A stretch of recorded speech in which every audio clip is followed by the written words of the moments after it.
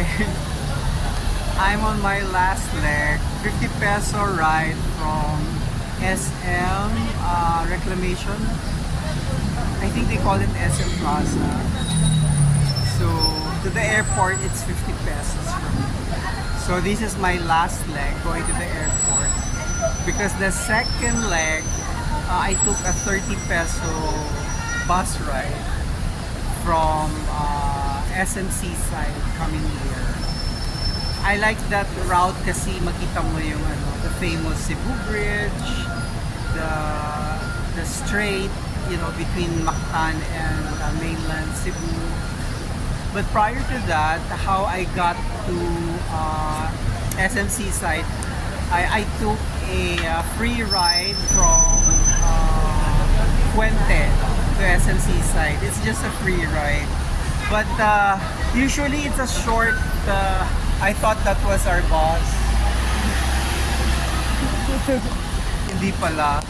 So, it's usually a short drive from Fuente to SMC side. But today took us 1 hour. A full 1 hour. So traffic. Grabe. So sabi ko, baka traffic na naman. Hindi na ako iikot sa SMC side. That's why I'm here. So, doon na lang ako sa airport mag-tambay. Although, my flight is 10:40, but I think 9:40 is the boarding time. So I don't wanna get rushed later, mas stress tayo. Kasi if the timing is wrong, from here to the airport, it can get so traffic. And by the way, if you also go to mga Bantayan Island, this is where you take the bus somewhere here. I think sa kabilang side. Kasi this is also the doon sa harap ko, the North Terminal. So this is our bus.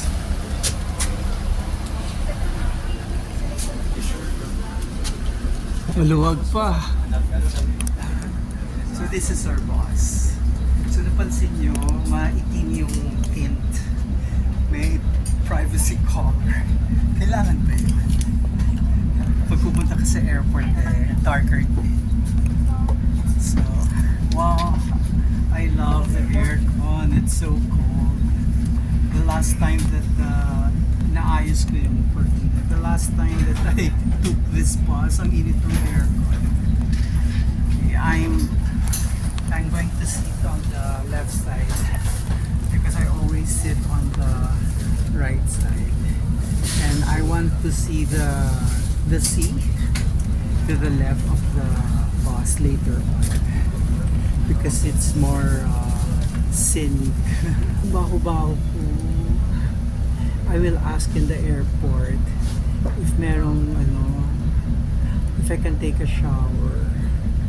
Dun sa Ceres Terminal, South Terminal, meron silang shower.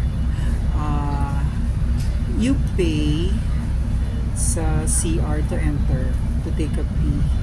I can't remember if I paid 10 pesos or 20 pesos.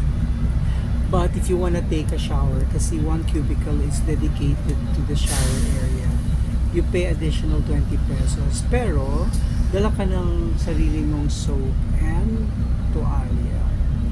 Well, that's good enough for me. So, I hope the airport has the same facility.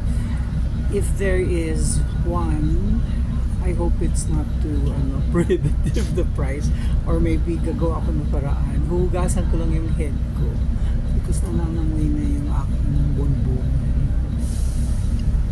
The last time I was here, hindi pa ganyang kataas yung building. So I suppose, is it another call center? Antayin natin umandar yung bus. May time slot ito. Saan kaya papunta yan? Sarap yung aircon. Baka pag matuyo yung pawis ko, hindi na ako mabaho.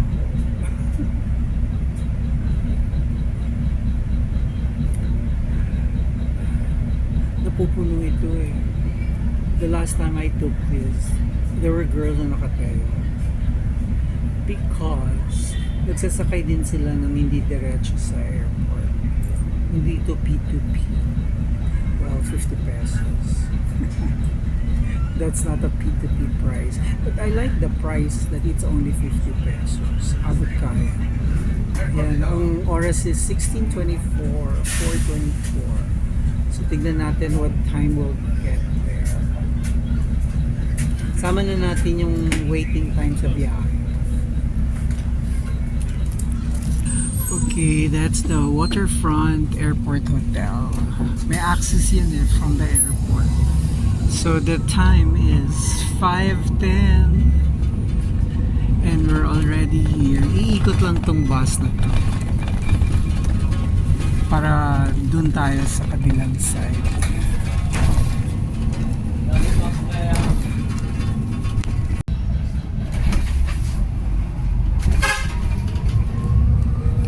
Alright, departures drop off. Here we come. Ito na sa right side. Ito yung waterfront na nakaharap sa airport. Ayan. Ayan na. Finally. Although, maaga pa for me. But at least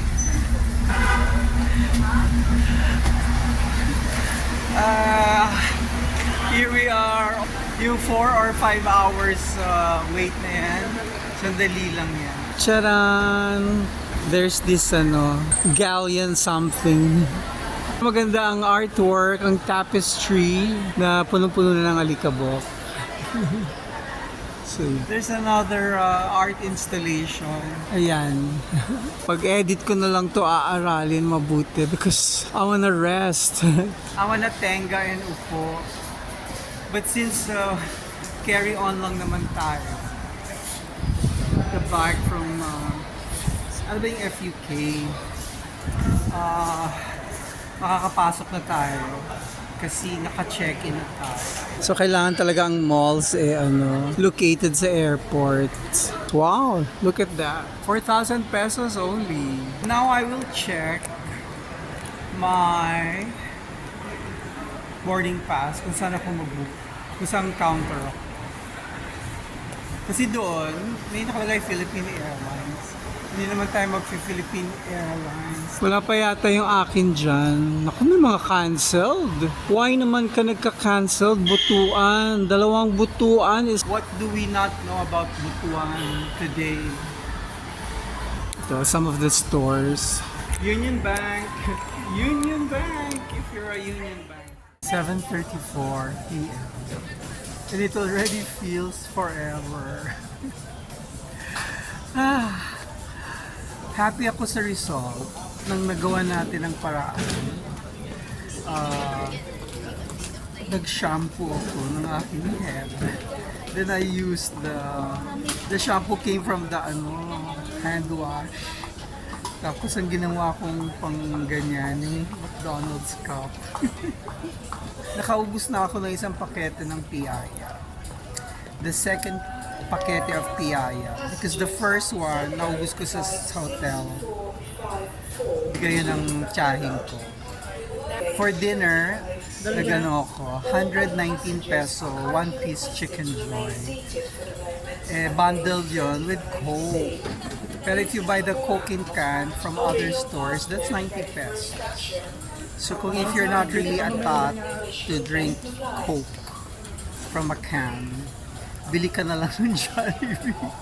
119 pesos dito. I think yun yung 114 sa labas. Andito ako sa portion ng hindi ko portion.